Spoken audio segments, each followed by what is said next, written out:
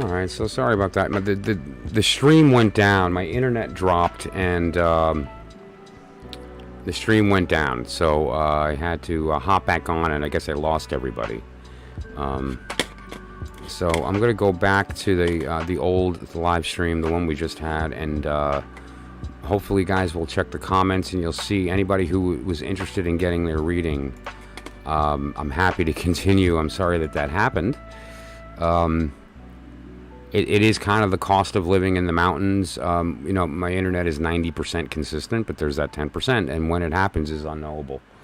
So it just occurs sometimes. Let me jump quickly there.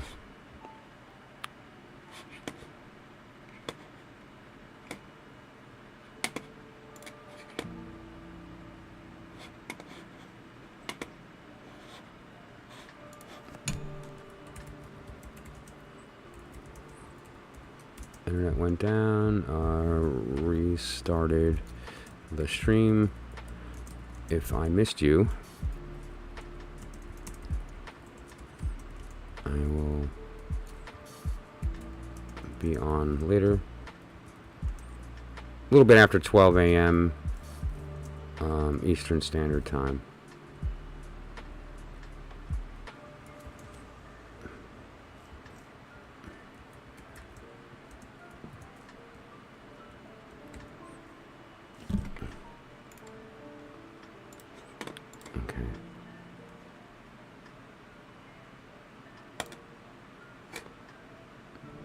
So sorry about that, guys. I don't know if anyone has jumped in on this stream compared to the last one, but I really apologize for that. It's frustrating. Sometimes that happens, and it's at the worst possible time. Hey, good. I'm glad you caught me.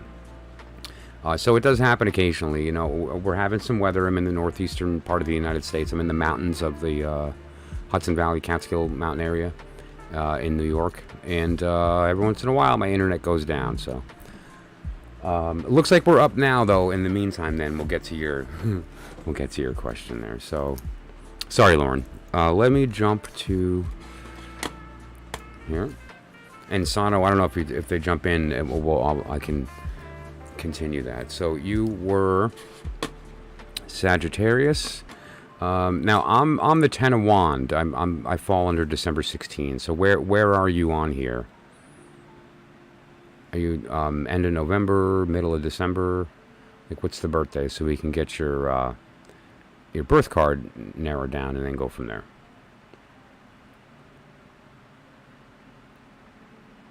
'27. Okay. So you're the 8.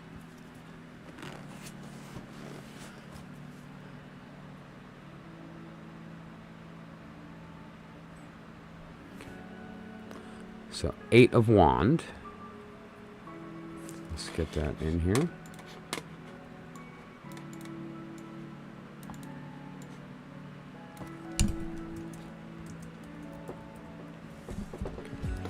The 8 of Wand. One moment. Okay. Oh, did I turn that off? I shouldn't have. Where is she? Yes, okay. So first, let's just look at where you are right now, and then we'll get to your direct question there in just a moment. And so now the energy, though, of your birth card, the 8 of Wand, is kind of a cool one. You know, and considering, let me get rid of that 3 of Cups. It's distracting me. Okay. As a reader, you're I'm sure familiar with the card here, and you know, there's a few ways that I've interpreted this over the years. And I'm trying to think about what deck I want to use. I was just using Tarot of the Abyss, which I like, but there's a lot of different decks that I could use in this circumstance. So I don't know. We'll think about that. I usually put the Rider-Waite up on the screen because that's what people know, that or Thoth, which is funny because 90% of people who read Thoth have no idea what they're reading. Like, it's like none. But it works for them, and so that's good. Like, that's fine. I also have Light Seer, which isn't bad for relationships. And then there's like the granddaddy of all symbolism decks, which is Lon Milo Duquette's Tarot Ceremonial Magic, which is very sort of... it doesn't hold anything back, right? Let's use that. Why not? Unless you have a particular preference. If you have a preference of decks, here's my list. And if you'd like, especially sort of professional courtesy, I'd be happy to use the deck that you like. If I happen to own it, I'll if it's not on my desk, I'll pull it out. Otherwise, I'm going to be using Tarot Ceremonial Magic by Lon Milo Duquette. I'll let you pick.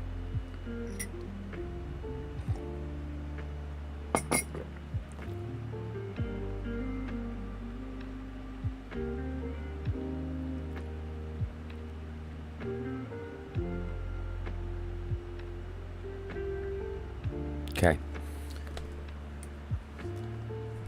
So we're not going to use Lon Milo Duquette.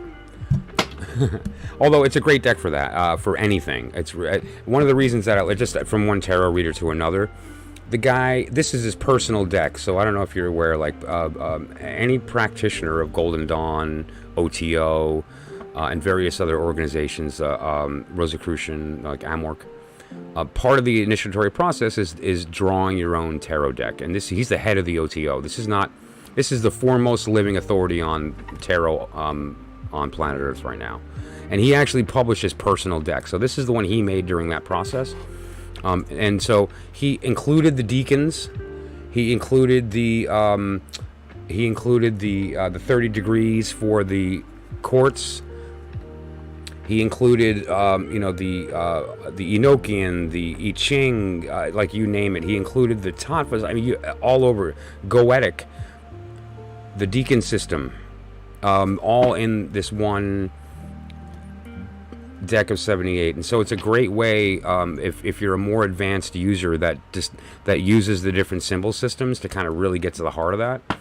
But strictly for relationships, I find that Abyss works, which is the one I just used, Tarot of the Abyss, Anatorian, or the Light Seer, which I've been kind of drawn toward lately. So let's use that.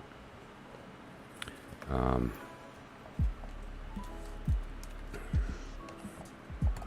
if we have to, we can also expand using other cards, if we feel the need. We might wind up getting the answer in the first couple of cards, and then we're set, we're good. So let's take a look.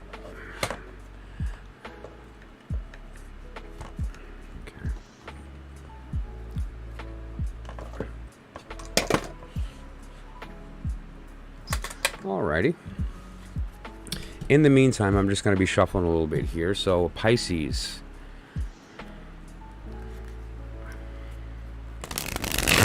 And obviously there, we're talking about sun signs, right? So he's a Pisces sun. Because we can also get a sense of the Deacon here. And what I mean by that, you and I are both Sagittarius, but I'm the 10 of Wands, and I fall under Saturn in Sagittarius. You're the 8 of Wands, and you fall under Mercury. Okay, so there's totally different energies there, right? And that's why the 8 refers to this motion and movement and action, and there's this idea of there being a dynamic nature. It's the intellectual part of fire. Another way to look at that, if we look at this wheel here, in the difference between the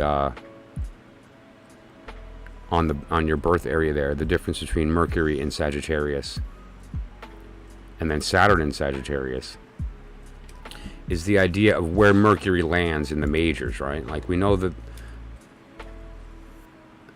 Mercury, salt, and sulfur are the 3 elements of the alchemical process, and those refer to the 3 major mother letters.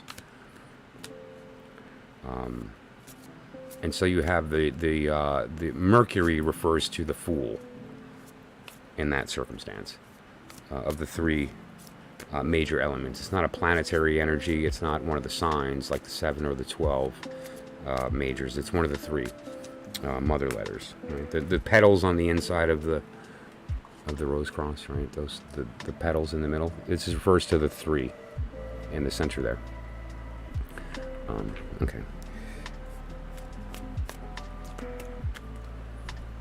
And so your energy is on the other side of Mercury. Now his, we don't know, right? We'll find out. But he's Pisces, based on oh, Sano, I'm glad you made it in. Great. Yeah, the stream dropped, and I apologize.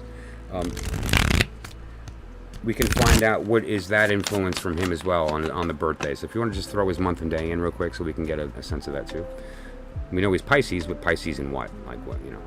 And that would be if in either the period of the 8, 9, or 10 of Cup. So the period of Saturn, Jupiter, or Mars in Pisces. That would be him. That's the purplish area there above Aries to the left. Okay, I'm feeling like this is shuffled, so I'm going to stop. Okay, Lauren, do you want me to cut? A simple yes or no. If it's ready to go, then I'll pull. If it's not, then I'll cut it. You tell me.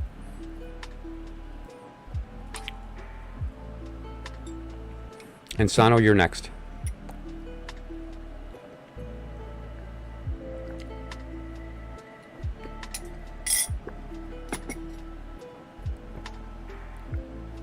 Okay, I just want to verify, just to make sure.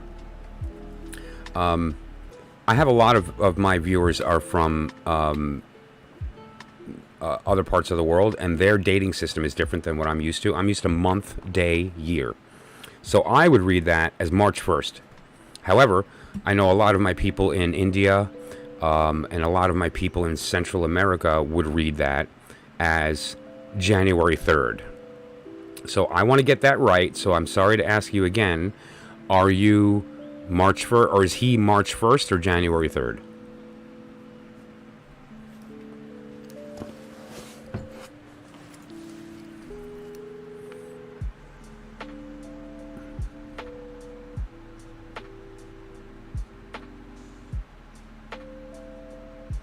Great. Okay, cool. All right, so I read it right. And I don't make assumptions. Like, I've gotten that wrong before. It's really cool when the numbers are conducive so that you know, like if it's a 13-4, you know you're talking about April, right?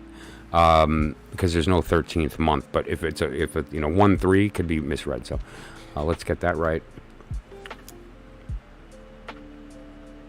March, although I should have known that from Pisces. March 1st, 9 of Cup, Jupiter in Pisces. Oh boy. Okay. So not only is he emotional, but he's like extrovert emotional, right? Like, although joyous, jovial, annoying sometimes.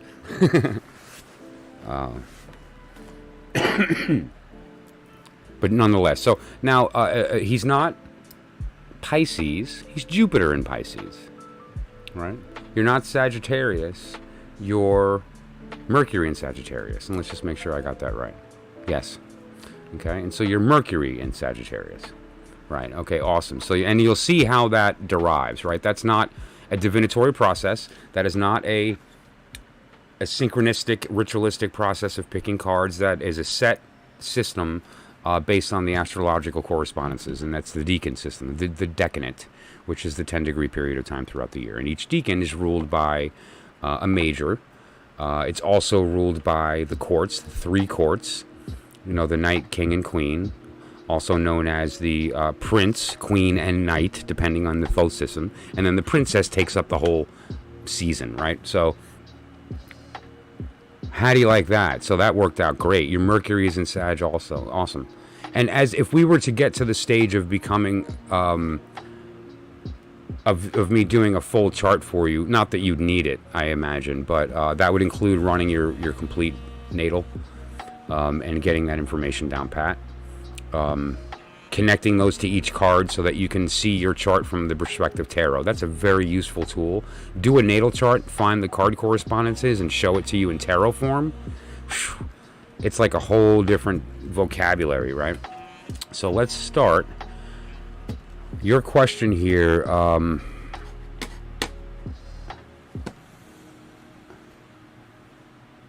okay, so let's just keep it general. What is the connections here between the two of you, right?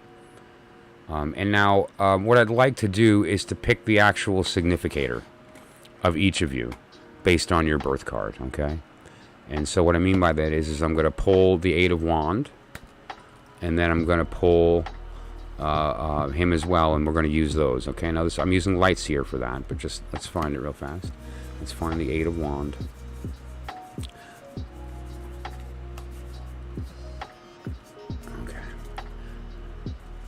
Have you ever used the Light Seer Tarot? I have to say, I like the artwork. It grows on me more and more that I use it. But I can't stand the deck physically. It's chunky. It's hard to shuffle. It's sticky. It smelled funny when I first got it. It stank for like 2 months. It was a weird odor. I don't know, but I love the art, and so I continued to work with it. And thankfully, it's getting a little better. But you know, as a reader, you know, like when you try to look at how chunky that is. Like they don't spread, and it's just annoying. They're kind of hard physically to work with. Okay. But I love the symbolism. It's growing on me. I used to be a tarot priss. If it wasn't like straight up, like out of the book, Golden Dawn symbolism with the correct correspondences for the planets and sun, I didn't even want to look at your deck. Like, I wouldn't look at oracle decks. I thought they were foofy, childish nonsense, and I was so elitist. It's so dumb. Okay, and now he is, what did we say? March 1st. 9 of Cups. Which, by the way, as you know, doesn't suck. 9 of Cups, not a bad card to have as like an energy in your life. It's yellow. It's yellow with a bunch of cups floating. Oh, weird. Well, just for a sec, funny. This is strange. I'm wondering, am I getting royalties for that? Anyway, so, it's a yellow card with a bunch of cups floating on the top here.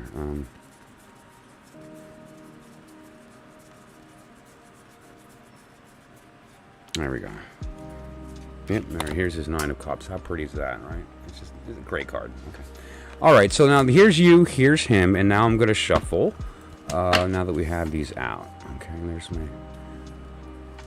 the wider view.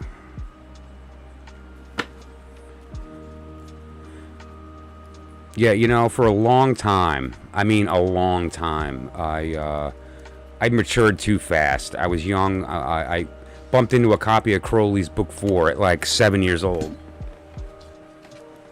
And so my journey has been a very before my time, and it matured me fast, and I tended to take the tarot too seriously.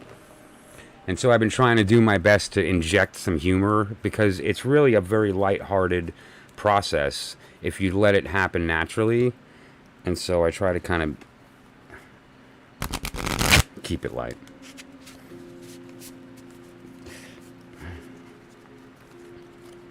We were built with this beautiful gift of the ability to receive pleasure or pain. So why not pick pleasure, you know? Okay.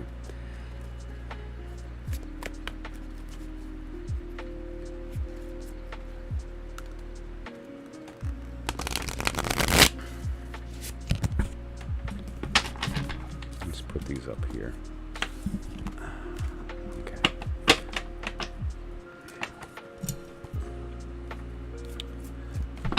See how chunky? Woof. This is tough to shuffle. And you can't even do like the spread where you put it out and you just mess everything up, because it's like it just comes out in chunks. You know, it's hard to randomize from that respect. So I just do the Yale method. Basically, there was a study done. Some mathematicians got together and said, how many times do you need to shuffle a deck before you can absolutely guarantee that it's random? And they said 7. Riff will shuffle a deck 7 times, and there is a 0 probability that you can predict that result. Not to mention that 78 factorial, which is the number of ways that a tarot deck can be shuffled, there are more ways to shuffle a tarot deck than there are particles in the universe. And I'm not kidding, look that up. I know it sounds like a ridiculous statement, but it's not. There are more ways to shuffle a tarot deck than there are particles in the freaking universe. the number of ways that you can shuffle this deck is 78 factorial. So go into Google and put in 78 with an exclamation point, and that digit is the number of ways that you can shuffle a tarot deck. So by shuffling 7 times, you get closer to that number, at minimum 7. And so even if you have a deck that's chunky and annoying and frustrating to work with, you shuffle it 7 times and you're random.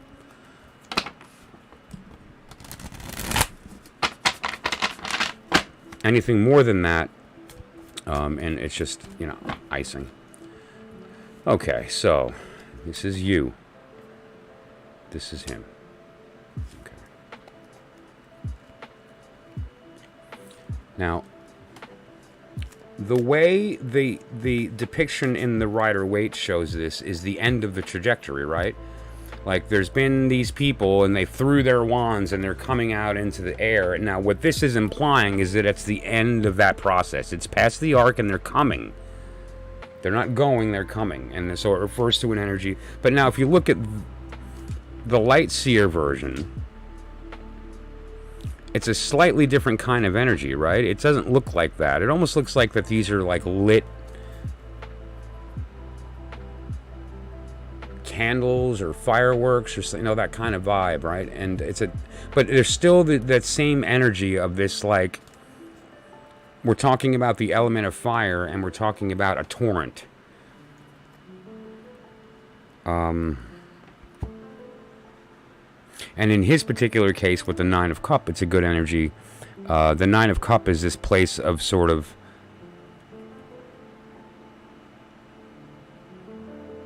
joy. All the cups are full, right? The Rider-Waite version of, like, the innkeeper sitting in his chair all happy, and he's surrounded by the 9 cups behind him. Each cup's full. Everyone's happy, everyone's fulfilled, and there's this sense of, like, being able to kind of, like, relax, and because of that, allow joy into the situation, right? But so let's take a look now. I'm going to put out 3 cards.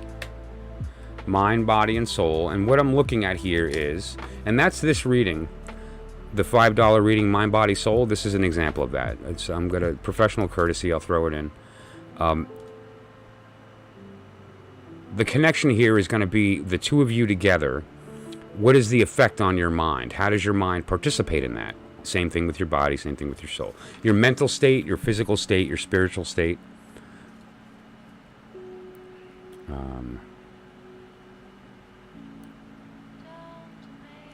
Also the states of matter, right? The sword is air, right? You have solid, liquid, gas, and plasma.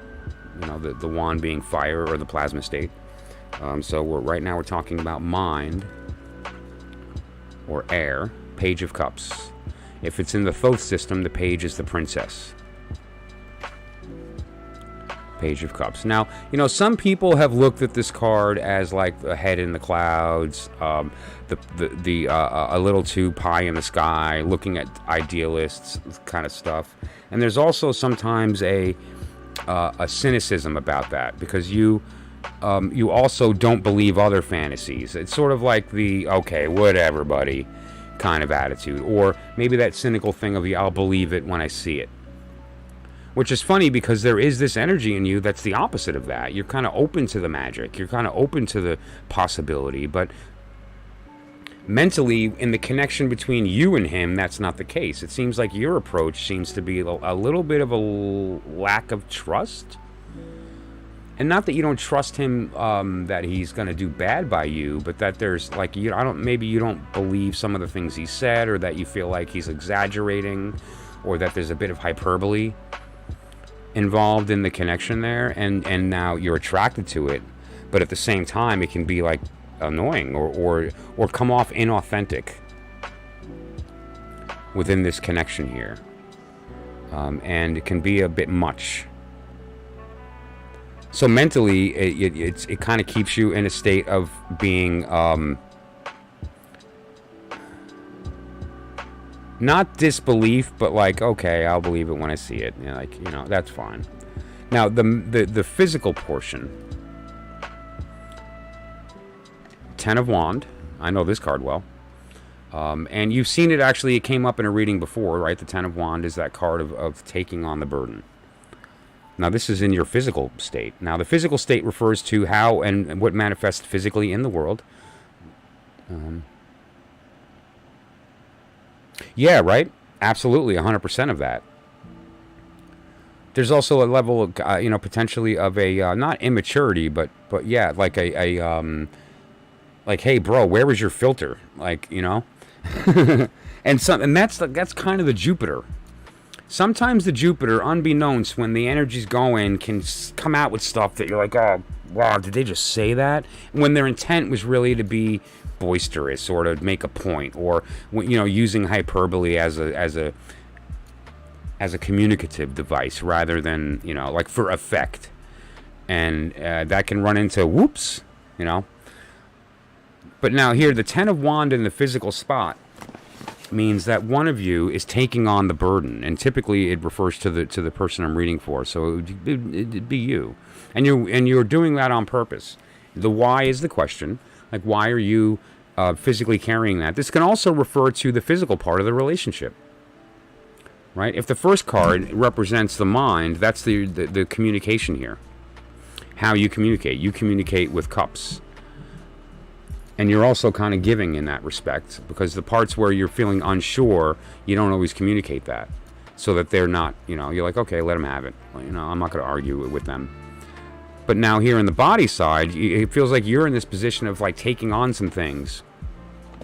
Now, and you have to ask yourself why that is. In the one case before, the reading that I did for the other person there before was a different energy, because that was them out of necessity having to pick up because the other one didn't step up. I don't necessarily get that here, but what I do see is that one of you is sort of carrying more weight than the other, and it's not always sustainable. Another way that you can look at that too is the idea that, well, yeah, it doesn't become a burden if it's justified, right? Like, I'll carry your weight if I love you and you can't. In fact, it's our obligation to do that.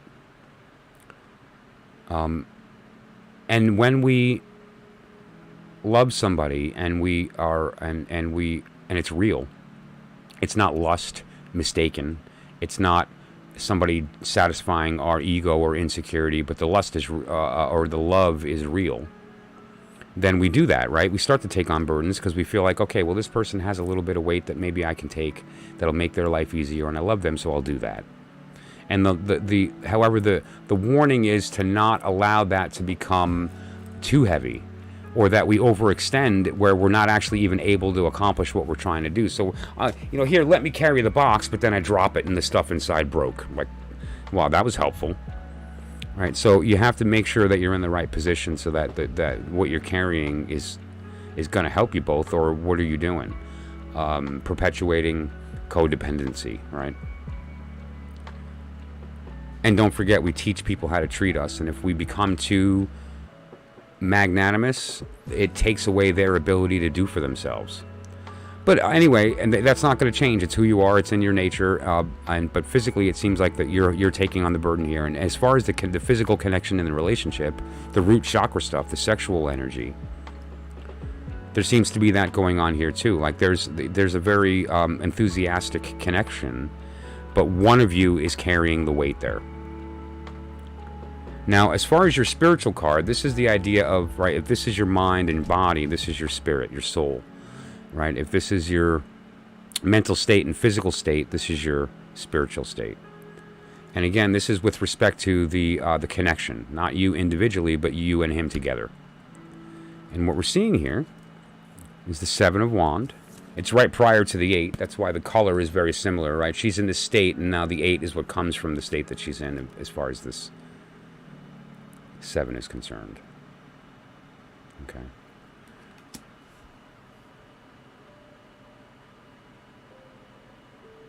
The idea here is of, and it might be prudent too for visual purposes to pop this up. Hang on.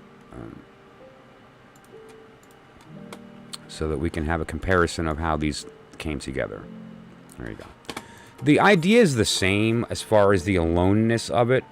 The idea in the Seven of Wand is here. They show this person is sort of meditating. They're focusing on this while this other stuff is there attempting to distract. There's even one of the wands is poking at the glass. It's like tap, tap, tap. I'm trying to break your concentration. The Rider-Waite symbol is very apt too. The 6 is the gathering of the group toward this end goal. The 7 is that the fight's taking place. You have the high ground. You're in a position of power. You're not injured. You can kind of handle all the adversity. Notice in this particular circumstance, the person's tapping at the glass with the stick, but she's unshaken. She's in the center. You could throw a rock at that and she wouldn't even hear it. All right, and so there's this idea of having that level of having that high ground. So spiritually is this sense that you have this strength that allows you to overcome adversity. And there's an independence that comes with that emotionally. Now, why is that so good here? That's actually very good here because that means that you're not needy emotionally, and that allows you to be nurturing for others and allows you to execute this desire, this, right? Yeah. And now, whether or not you're aware of that, that's kind of what the deal is here. Like, intrinsically, you have this power to weather situations alone and to inspire others with that. When people witness that, they're like, "Oh wow, look what she did. Wow, I could do that." Or, "Look what she did. I want some of that." Not at all. I don't. The opposite of needy. You're in a position emotionally where people need you. And you take that on, right? You take that on. Well, no, that's going to happen. The bags being dropped that's reality. It's not sustainable. You can do it for a period of time. And, you know, if depending upon your level of endurance, you could do it for a long time. You can have slip discs, bad ankles, bad knees, and still carry this stuff, right? And so, depending upon your level of pain tolerance, so to speak, and your level of love for this other person, one thing that's better to do, rather than carrying all 10 at once, is to say, wait a minute, I need to put a few of these down. I can help you, but I can only take 2 at a time. You got to help me. You got to grab 2 by yourself. I'll grab 2, and together we'll do this. And it's okay to enroll the person you're helping in the helping. Help me help you. Right? And nothing bad can come from that because, you know, there's a strong bonding in that. It's like right away you're coming from a place of I love you and I want to help you get to where you need to be. Help me help you. I can carry what I can. And I've obviously been willing to carry more than that, but I can't do that anymore. So let's do it together. And what's going to come from that? Probably you're both going to recognize that half the bags you're carrying you don't even need anymore, and so it's time to put them down together and watch and just mourn the loss. There's a change in the way that you're used to, and that's okay, and mourn it, but let it go and move on without those bags. So like take these 10 and go, you know what, I did drop a couple, I need your help, I'm sorry, we can do this together, but how many of these do we really need? Do we need that one? Can we take some of that and put it in that one, and now we only got 3 bags? You know, like...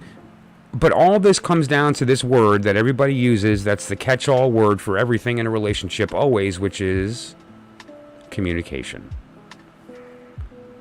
Who's talking? You or the ego?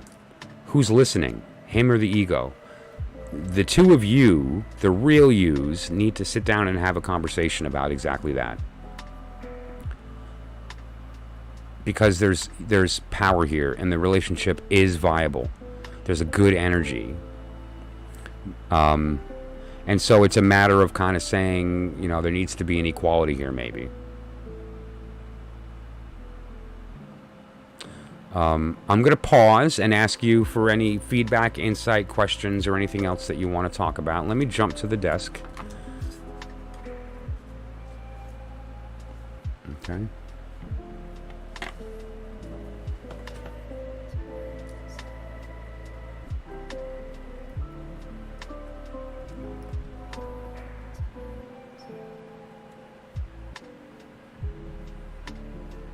to clarify the you, him, mind, body, soul.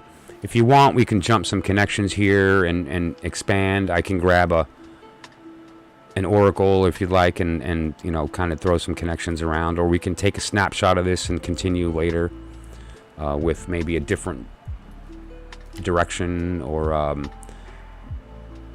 pick a card out of this and continue our reading later on that. Like, let's forget about the mind part, forget about the soul part. Let's look at this 10 of wand, or let's look at the 7 of wand, and decide, you know, like, right, or let's look at there's a lot of different areas that we can look at. But so what let's see. Okay, hang on one more time. Well, one time he asked if we could talk. I said sure, and then he kind of goes, wow. Well, it depends how you put that. Like, did you say, can we talk? Which, man, that there's nothing scarier if you're a guy and somebody that you have a thing with says those words, like, oh, listen, we need to talk. Pack your stuff. No, but really, all kidding aside, though, having that conversation should start off with, you know, like, you know, as we progressed in this relationship, I realized that I think that this is, whatever the case, you know, and I'm feeling that this is going to a place, and, you know. Oh, he texted you, can we talk? Uh-oh. Oh, boy. Okay, well, yeah. No, but, well,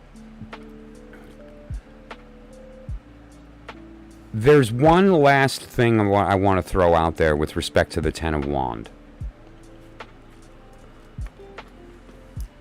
One of the reasons that I'm focusing on it so heavily, too, is that it's in the body spot, which means it's physically in the world, right? It's like, this is an emotional state. It's in your soul. He may not ever even see that part of you, or he may see certain personality traits that have come about due to that. But the stuff in the body is directly in the face, physical. It's actually that's what he feels when he kisses you. It's what he feels when he hugs you. It's when, you know, it's what he physically sees when he looks at you. These are real emotions, physical things, and so I'm focusing on it a lot because it's it's happening in the world right now. There is a warning in the 10 of wand that if you take on too much, it changes the energy to where they begin to not just rely upon you, which would stymie their growth. It sort of holds them back. But it also changes their opinion of you because you become a resource rather than something that they revere. And it changes the energy to you becoming a more nurturing energy than a mate. You look more like mom than wife. And you don't want that. And hopefully that can change when you kind of reevaluate where... You reevaluate the why, right? Like, why did you feel like you needed to carry some things, or why did you maybe act or react in certain ways that the communication wasn't proper, where either that you weren't understood and he misunderstood, or the conversation went in a direction it wasn't meant to go, right? Yeah. But that really is what it comes down to. It comes down to the idea of saying, okay, well, how can I be heard in a way where I'm actually getting my point across? And we can make a decision as to whether or not this is going to work out. That's not always easy to do if he's an independent person. Part of convincing people isn't always easy.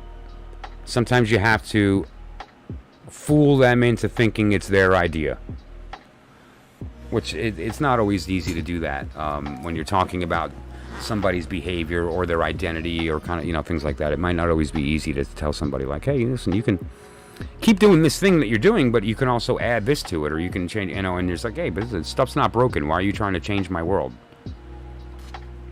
And so you have to, sort of give them the satisfaction of thinking that it's their idea. I don't know if you saw Big Fat Greek Wedding. Right. Big Fat Greek Wedding talks about, yeah, the man is the head of the family, but the woman is the neck, and the neck turns the head wherever she wants, right? But you have to have that dynamic. And the way that they do that is they fool them into thinking it was their idea.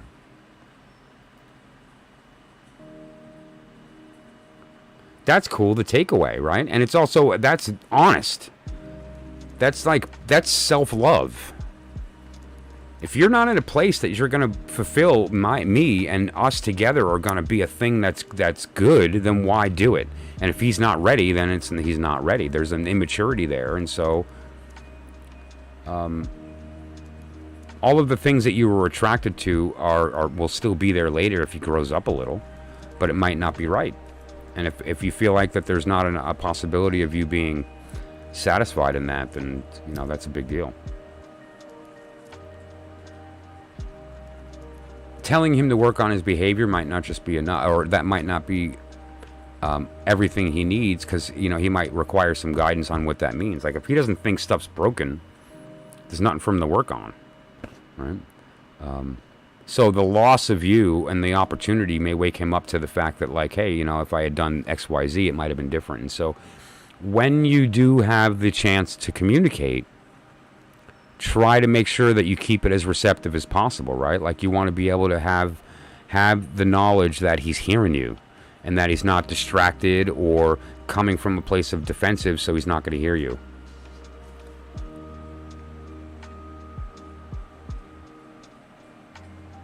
Good. Now I'm going to pull one more card, and what this card is going to tell me is what is your next course of action. Now, not what should you do directly, because there's no right answer to that. But all things being told, everything being equal, what is the basic karmic trajectory of this circumstance that you should know so that you can best navigate around that? And the card is the Five of Sword. Wow. The Five of Sword. Now, the Five of Sword refers to, and as a tarot reader, I'm curious your perspective, but here's mine.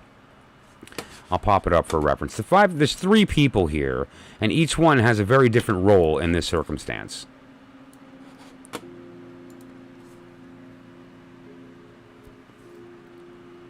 They're creating something, and the one in the front's benefiting while the one in the back, all the way in the back, is broken about the fact that they did all this and were bullied out of their share.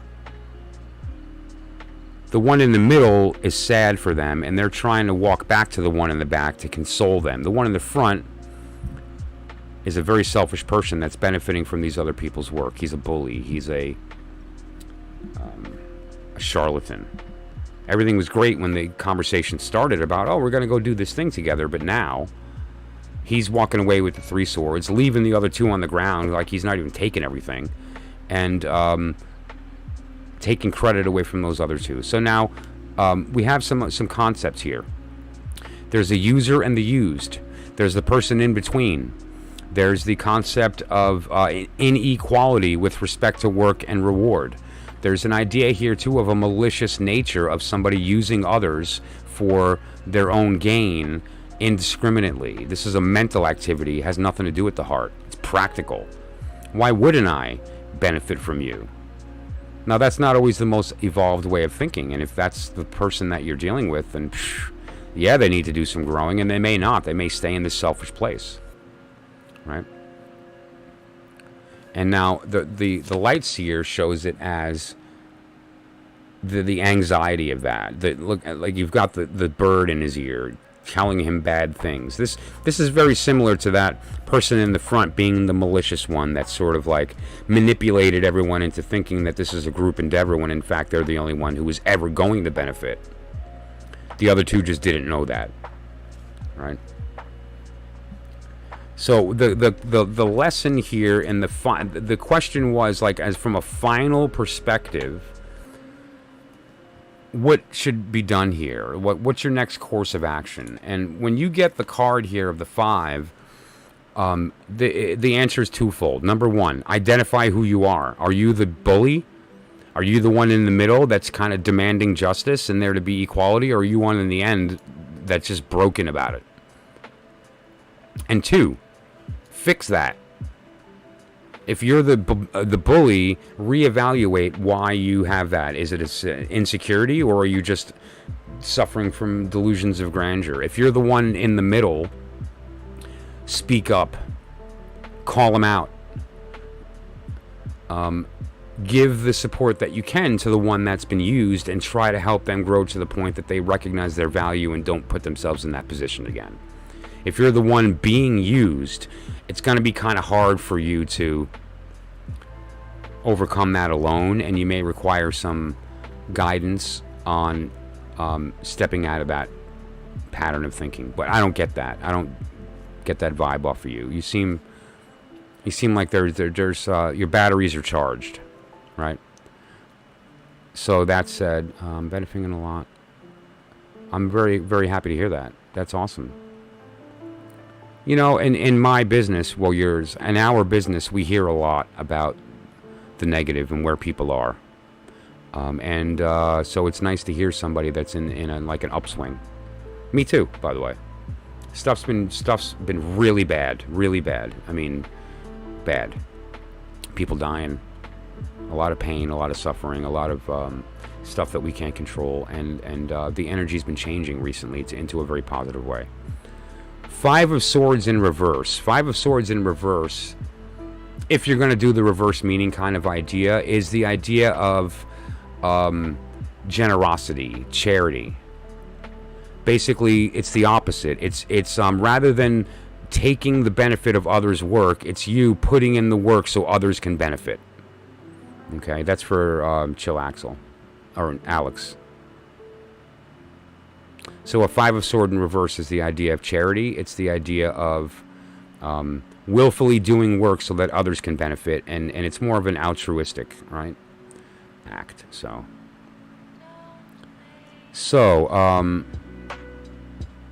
and you're going to continue to overcome. You're going to go up and down, right? And every time you fall, you get up. That's what we do.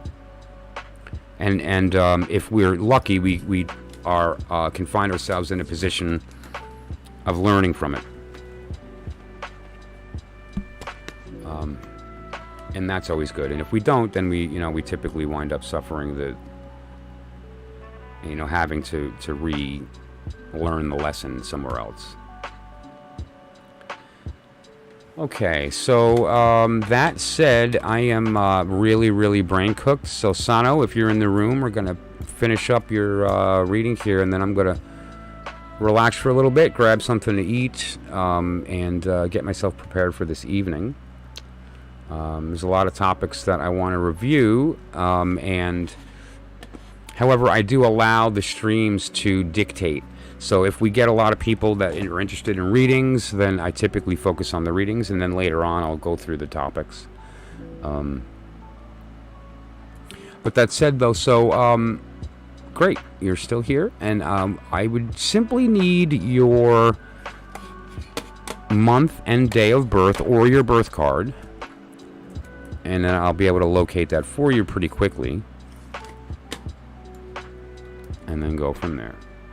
August 4. Okay, August 4.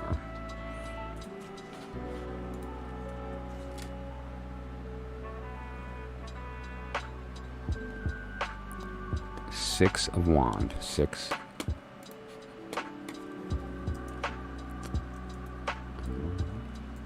Or staff. Wand or staff.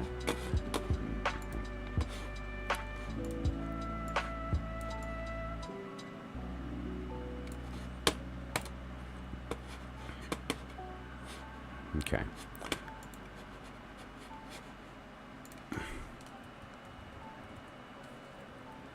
All right.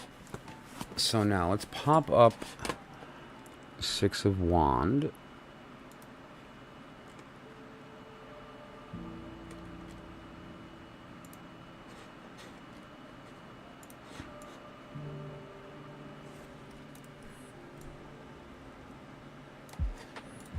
Okay. Alrighty, so the 6 of Wands is a really cool card because it refers to it's victory, but it's after victory. This person on the horse here has gained the respect of the people back there that are all kind of cheering with their wands, and this person is up on the horse, You'll notice that there's a wreath on their wand, their staff. That wreath refers to the victory. It also, in occult, refers to the Ouroboros, or the snake eating its tail. And what the snake eating its tail ultimately refers to is the wheel, where, like, the last card of the tarot, if you're looking at a stack of tarot cards, right, and assume the top card is the Fool, and the bottom card would be, as an example, the King of Pentacles. They're as far away as can be in the tarot deck, but they're not. They're actually right next to each other, because the tarot deck is not a stack of cards, it's a wheel of cards. And so the first and the last card are actually touching. They lead into each other. And so the wreath is a symbol of that concept, that everything is actually a cycle, and when you're at the end, you're actually overlapping with the beginning. And so you, right? There's also a wreath around the head. And so the idea here is both of the completion individually and completion within the group. And that this person has earned that through adversity and coming out the other end successful, and people saw. They noticed.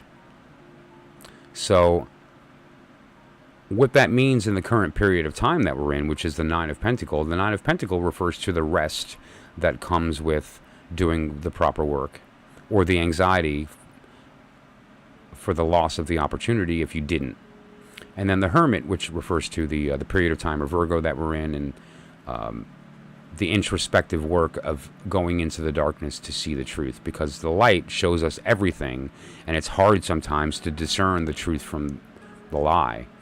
But in darkness, with the proper lamp, the truth is all we can see. But that has to happen alone. So what we have here is the period of time that we're in right now is conducive for you to enroll others in the idea that there's rest and relaxation if you have your own thinking. Like, you have the power, know it or not, like it or not, to influence the people around you that respect you. People who are your friends and respect you, you have weight to your words. They listen to what you say. They believe you. There's an authority that has been given to you for that reason. So you need to spread the Hermit. You need to spread the rest of the Nine. You're in a position to enroll others in that thinking during this period of time. And what comes from that is this shared experience of a lack of anxiety. And then it allows creativity to develop. It allows there to be a consistency across the board, emotionally and otherwise. So this is just a good time for that to take place. Now, as far as your particular question is concerned here,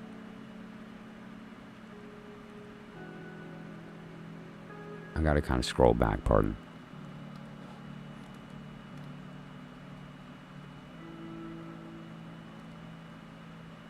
Although, you know what? I think it might be in the other chat. Yeah, remember the stream went down and I had to change streams, and so I lost the old chat.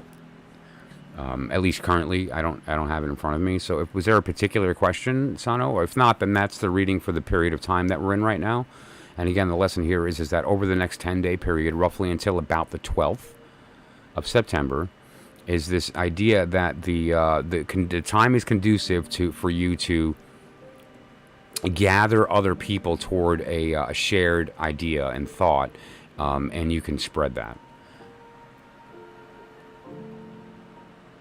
Everything, not just job, not just career or love. It's basically it's kind of like your mental state during this period of time. So, like, if a problem came up at work, you're going to be able to probably handle it in an out of the box way that's going to be creative. If something came up in the relationship, you're going to have energy for maybe changing the way that you go about that and creating a new method for communication, or approach a situation differently than you usually would during this time. But more important is that includes other people. The Hermit is work that's done alone, but because of the energy that you got going on right now, you get to spread that idea and people will be open to it. So you're in a good time to gather those people toward that goal of Listen, man, there's easier ways to do this, and if we do it the hard way, we're going to suffer the consequence of that. And if we do it the easy way, we get to the reward of the Nine of Pentacles. And so you have the opportunity to spread that message, and people will listen to you.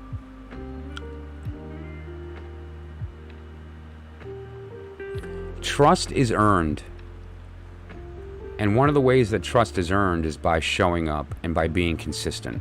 And more important than that, authentic. If they're still having trust issues after a year, either A, you're really being inauthentic and they know that and she's having trouble with that, or B, which is probably more the truth, she has deeper trust issues that you have to work and contend with, right? And that's not your fault. And so what I would say is that you can even directly, and now there's power in just calling people out. There's nothing wrong with having the conversation with her and saying, hey, by the way, listen, we've been together for a year and I feel like we're having trouble communicating still. And now what am I doing that's making that hard? What can I do to help you to trust me more? And hopefully you can elicit at least the opening of a conversation to try to uncover why that is. Like, what is it about the circumstance here? Okay, good. Now, and what are you? She's a Capricorn. Oh, I see. Yeah, okay. Well, let's look at the dynamics here, too, of both. It's not just Capricorn. Like, in your particular circumstance, we're looking at the energy of Leo, but we're not just looking at Leo. We're looking at Jupiter in Leo. And her energy might be Capricorn, but it's not just Capricorn. Her energy is going to be either Jupiter, Mars, or the Sun in Capricorn, right? Depends on her birthday. Which, incidentally, what's her month and day? What's her birthday? And if you don't know and you're together for a year, then there's your problem. No, but all kidding aside, so what's her birthday? And that will let me find out what's her Capricorn in what? Is she Jupiter, Mars, or Sun in Capricorn?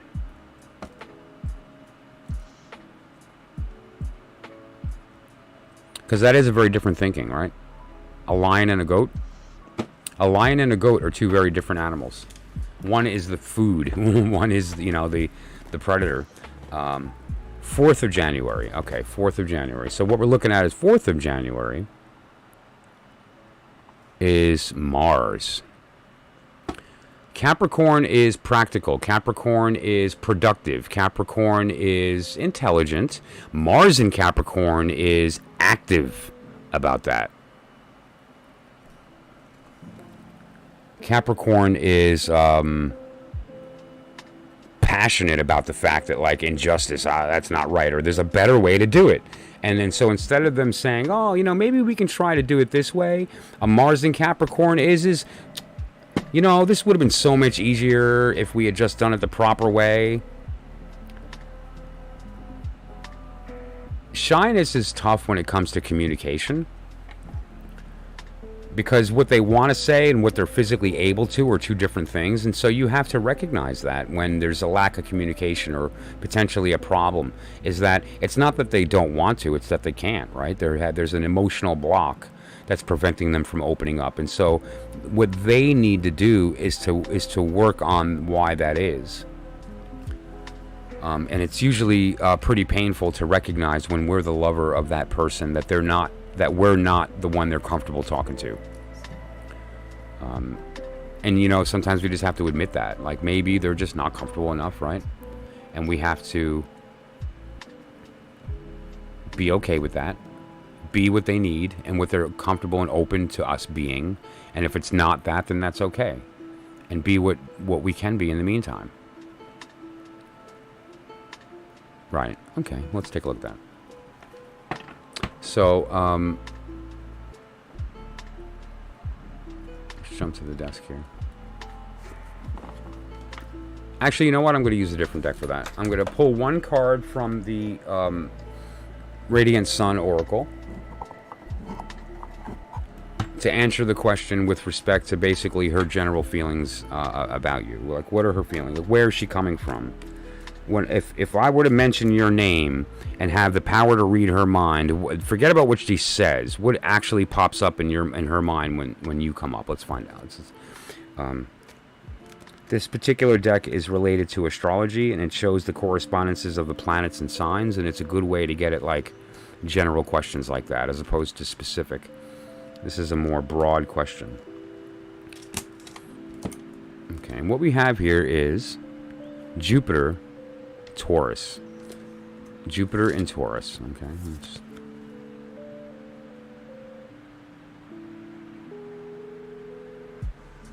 There's a few things I want to point out related to your question.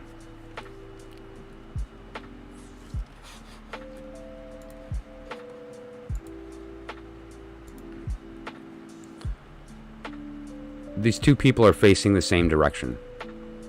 Status is an interesting thing here. What are they thinking? Here's what status means. Status is the idea of, and this is the idea. This is Jupiter in Taurus. Where you stand. Are you on the pedestal or are they on the pedestal? Where, like, what is anybody in the channel here from India as well understands the caste system and how important status is when it comes to love. And oftentimes, if we recognize that that is a societal standard, not a spiritual one, status becomes less important. What it also refers to, and this is an important lesson for you here, they care what other people think. And outwardly, it's important to them that they show a certain thing. And anything that enters their world that they feel like won't do that, they push away from. Now, that's a shallow behavior, but it's also immature. And so there's an opportunity for that to change as they mature. So what I would say is that status is where they're coming from. They're looking at your connection with them strictly from the place of how would this look to others.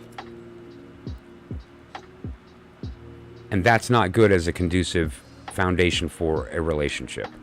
What I would say is they need to do a little growing before they're able to enter the relationship for the right reason. That makes a lot of sense, yeah. And it's important, so it's affecting their decisions, right? Like if you've got your family in your ear saying, "Oh, well, they're not the right, they're not of the right family, they're not of the right social class, or they're not of the right race, they're not of the right whatever," like, you know, and that's constantly in their ear. It's going to change the way they interact with the world, and it's going to change the way they allow certain things in their life.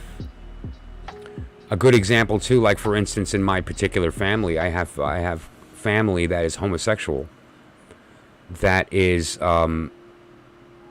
won't reveal it to most of the family for fear of how they're going to be. And what a horrible thing! Like I almost want to out them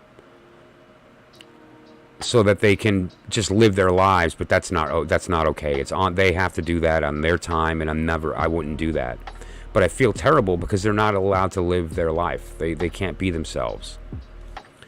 That's kind of what I'm feeling here too. This idea of the status is important to them, but it's not. It's just the thing that that's how they're seeing the circumstance. And if they were able to step out of that and see the truth in it, it would be a different dynamic. And so now you have one of two jobs if you want to win this person. The first possibility here is to make them realize that the status doesn't matter, and that the love and fulfillment is more important individually than impressing your mom or dad. And the second one that you would have to do is to convince them that you are of the appropriate status, that it doesn't matter, that you're what they need anyway. So those are the two things you have to overcome. Is there something you can do? I would say start with that. Have the conversation too, and just call them out. Ask them the question. Like, hey, listen, I got to be honest. I have feelings for you, and I think you do too. Is it your family that we're not together? Can we have a Romeo and Juliet? Remember Romeo and Juliet? The families were actually warring. They were enemies, and these two were allowed to fall in love because they weren't allowed, but they did it anyway. Is there a possibility for that? And so what we need to identify too in order to allow that to happen is the question of status here. Is this just familial pressure, or do they believe it? Because that's what you're working against here. Is the status just in their ear, or is it actually their belief system? And then, so how do you overcome that? You don't. That's hard. But what I would say is talk to her and have that conversation. Here's what I'm feeling. Here's what I think you're feeling. Are you feeling that? Is this bullshit with the families getting in the way of preventing our love from happening? Because I think we owe it to ourselves to do this. Could be. Who knows? And the fact, and this is important, you don't know. You don't know what her family's saying to her. And so it's important for you to get that from her so that you know for sure. Like, you're not kind of saying, oh, maybe her family doesn't like me. Maybe they think I'm not enough or this or that. Let's find out what's actually happening by having a conversation with her. And more importantly, what is the status coming from? Is it her belief, or is it people in her ear? Is it indoctrination? Talking to her, right? That's the question. Okay? Listen, I am absolutely cooked. It's been several hours, and I need to kind of step away and ground my thoughts a little bit. Get a little bite to eat, and I'll be back on tonight, probably after midnight Eastern Standard. So, and I'm -5 Greenwich Mean, right? So right now it's almost 7 p.m. On the Eastern United States. Okay, and I'll be back tonight. Okay, so anybody else that's in the room that would like to participate or to receive their reading, anyone who participates in my stream is entitled to a free personal message, and I'd be happy to do that. It's just a matter of getting on the list, and if I don't get to you, I offer this to everybody. If you just put your month and day in the comments of this video, I will respond with your reading if we're not able to get to it in the live stream. Okay, now that's up to you. It's in your hands. If am I able to do the reading in my live stream, I take my work seriously. I will honor the fact that anyone who participates is entitled to a free personal message, and I will do that. Okay, so just comment in the video. I don't need the year, but the month and day of your birth, and I'll give you your personal message for the next 10-day period in the comments. Okay. So thank you so much to everybody who participated in the stream, and thank you to those who were patient about the fact that the stream cut out suddenly and I had to restart. And so anyone who got lost, I'm sorry about that. I'll be back on in several hours, and I'm going to be posting my readings later on for tomorrow as well. So look for those. Otherwise, anyone who needs any additional information or specific detail, you can give me a call or a text at this number down here, or you can direct message or email. And I'll be happy to discuss that with you as well. Okay, so thanks so much for everyone who joined, and we'll see you next time.